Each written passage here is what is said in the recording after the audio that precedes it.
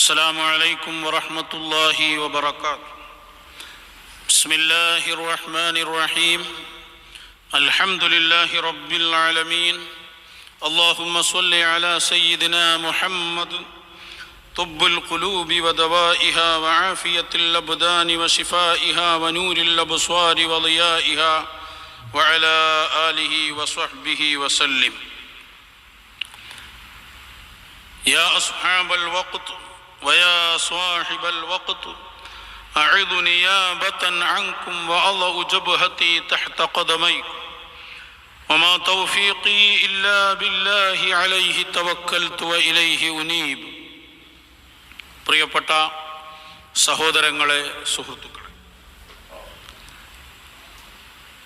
ഷെയ്ഖുൽ മശായിഖ് ഖുതുബുൽ ആലം റഈസുൽ മഹ്ബൂബീൻ ഷെയ്ഖ് മടവൂർ ഖദ്ദസല്ലാഹു സിർറഹുൽ അസീസ്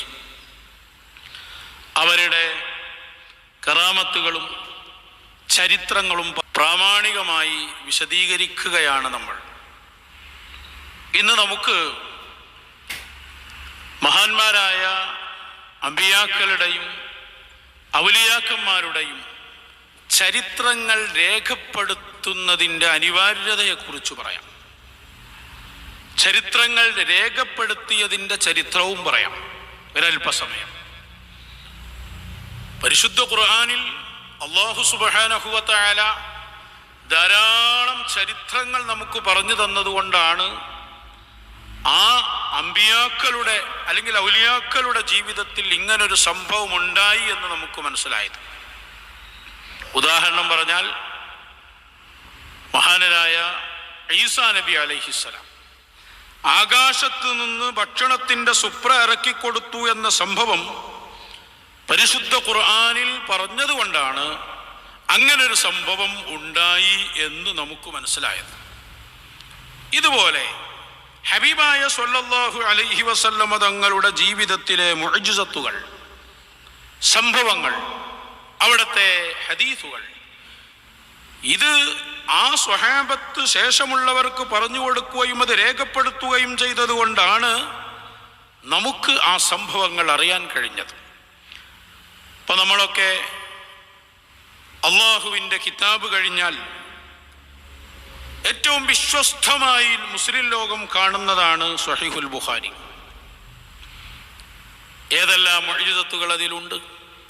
ഹബീബായ സ്വല്ലല്ലാഹു അലൈഹി വസല്ലം ഖുതുബ ഓതുമ്പോൾ ചാരി നിന്നിരുന്ന ഈത്തപ്പന മരത്തിന്റെ ഉണങ്ങിയ തടി അത് കരഞ്ഞ സംഭവം. വേറൊരു മിമ്പർ ഉണ്ടാക്കി അടുത്ത വെള്ളിയാഴ്ച ആ മിമ്പറിലേക്ക് കയറുമ്പോൾ നേരത്തെ ചാരി നിന്ന ഈത്തപ്പന തടി കരഞ്ഞ സംഭവം. ഇതെങ്ങനെ നമുക്ക് കിട്ടി? സ്വഹീഹുൽ ബുഖാരിയിൽ അത് രേഖപ്പെടുത്തി. സ്വഹീഹുൽ ബുഖാരിയിൽ രേഖപ്പെടുത്തിയത് എന്തുകൊണ്ട്? ഇത് അനുഭവിച്ച സ്വഹാബികൾ താബിഈങ്ങൾക്ക് പറഞ്ഞു കൊടുത്തു. അവർ തബഉ താബിഈങ്ങൾക്ക് പറഞ്ഞു കൊടുത്തു. അവരിൽ നിന്ന് ഇമാം ബുഖാരി അത് കേൾക്കുന്നു. അത് ഇമാം ബുഖാരി, അതുപോലെ ഇമാം മുസ്ലിം, അബൂദാവൂദ്, ഇങ്ങനെയുള്ള ഹദീസ് പണ്ഡിതന്മാരൊക്കെ ആ കടമ നിർവഹിച്ചു. ഇനി സീറകൾ, ഹബീബായ സ്വല്ലല്ലാഹു അലൈഹി വസല്ലമ തങ്ങളുടെ ചരിത്രങ്ങൾ ഒപ്പിയെടുത്ത് ലോകത്തിന് കൈമാറിയ വലിയ വലിയ പണ്ഡിതർ, സീറത്തു ഇബ്നു ഹിഷാം, സീറത്തു ഇബ്നു ഇസ്ഹാഖ്, അതുപോലെ ഇമാം തൊബരിയുടെ താരീഖ്, ഇബ്നു സഅദ് തങ്ങളുടെ താരീഖ്, ഇബ്നു അസാക്കിർ തങ്ങളുടെ കിതാബ് താരീഖ്, ഇതൊക്കെ നമുക്ക് ഒരുപാട് ചരിത്രങ്ങളും മുഅ്ജിസത്തുകളും പറഞ്ഞു തരും. ഇത് രേഖപ്പെടുത്തിയിട്ടില്ലായിരുന്നുവെങ്കിൽ നമുക്ക് ഈ സംഭവങ്ങൾ ലഭ്യമാകുമോ? ഇനി ഹബീബായ സ്വല്ലല്ലാഹു അലൈഹി വസല്ലമ തങ്ങളുടെ വാരിസീങ്ങളായി ജീവിച്ച മഹാന്മാർ, ഔസുൽ അഅ്ലം റളിയല്ലാഹു അൻഹുവിന്റെ ചരിത്രം, ഔസുൽ അഅ്ലം റളിയല്ലാഹു അൻഹുവിന്റെ ചരിത്രങ്ങൾ അനുഭവിച്ചവർ അത് ആലിമീങ്ങൾക്ക് പറഞ്ഞു കൊടുക്കുകയും അതവര് രേഖപ്പെടുത്തുകയും ചെയ്തത് കൊണ്ടല്ലേ നമുക്ക് ഗൗസുൽ ആലം മുഹിയുദ്ദീൻ ശൈഖ് തങ്ങളുടെ ചരിത്രങ്ങൾ കിട്ടിയത്.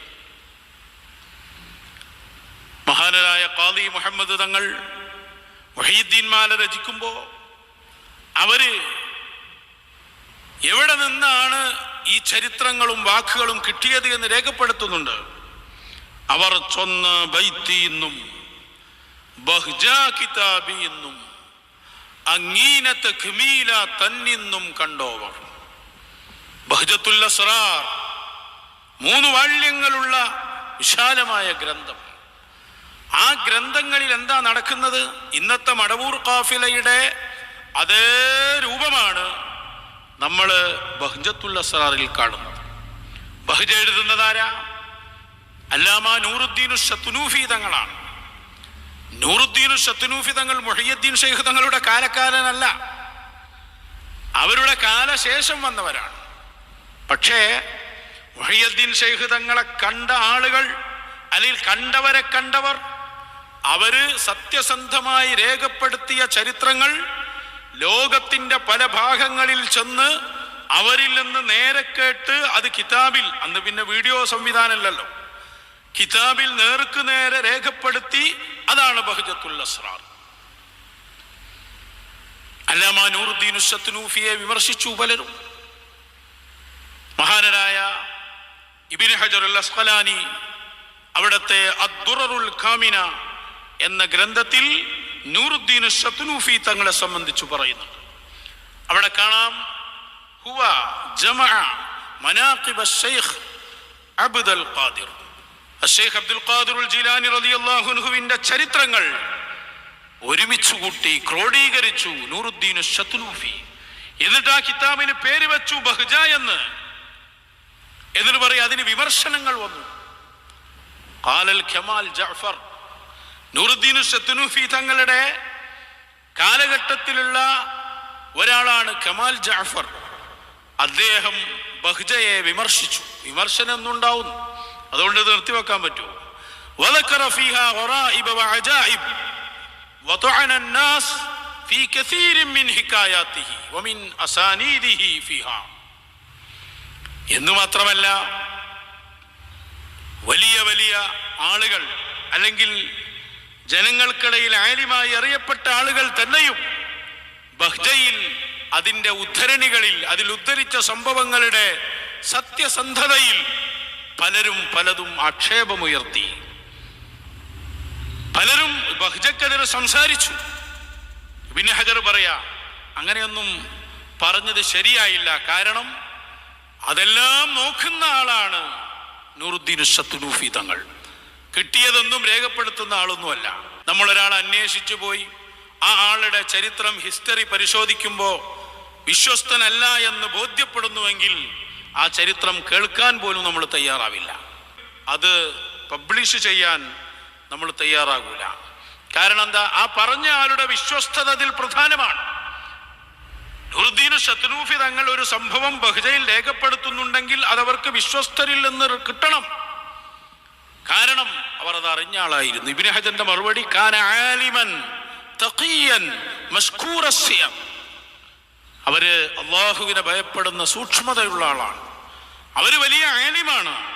അവരുടെ ചരിത്രങ്ങൾ, അവരുടെ ജീവിത രേഖകൾ ഏറെ പ്രശംസനീയമാണ്. അവരെക്കുറിച്ച് കേടുപറയാൻ ഒന്നുമില്ല. അവർ അറിഞ്ഞതേ ചെയ്തിട്ടുള്ളൂ. അവൻ നൂറുദ്ദീൻ ശത്നൂഫി റളിയല്ലാഹു അൻഹു ബഹ്ജത്തുൽ അസ്റാർ രചിച്ചിട്ടില്ലായിരുന്നുവെങ്കിൽ ഒരുപാട് ചരിത്രങ്ങൾ നമുക്ക് ലഭിക്കുമായിരുന്നില്ല. വിമർശനങ്ങളെ അതിജയിച്ച് അന്ന് നാടുകളിലായി എല്ലാ നാടുകളിലും കറങ്ങി ആ ചരിത്രങ്ങൾ രേഖപ്പെടുത്തിയത് കൊണ്ടാണ് ഇന്ന് മുഹീദ്ദീൻ മാല പോലും രചിക്കപ്പെട്ടത്. ഇത് നമ്മൾ മനസ്സിലാക്കണം. അതുപോലെ തന്നെ ഇമാം അബ്ദുല്ലാഹി യാഫി തങ്ങളുടെ റൗദുർ റയാഹീൻ, എത്ര ചരിത്രങ്ങളാണ് അതിൽ പറയുന്നത്. അവരുടെ തന്നെ ഖുലാസത്തുൽ മഫാഖിർ, എത്ര ചരിത്രങ്ങളുണ്ട് ഗൗസുൽ ആദമിനെ സംബന്ധിച്ച്, അഹ്മദുൽ കബീർ ദിഫാഇ റളിയല്ലാഹു അൻഹുവിനെ സംബന്ധിച്ച്. അതവർ രേഖപ്പെടുത്തിയത് കൊണ്ടല്ലേ പിൽക്കാലത്ത് അത്രയും ചരിത്രങ്ങൾ നമുക്ക് ലഭ്യമായത്. മാത്രമല്ല, വലിയ വലിയ കിതാബുകൾ, താരീഖ് ബഗ്ദാദ്, എത്ര വാള്യങ്ങളാണത്.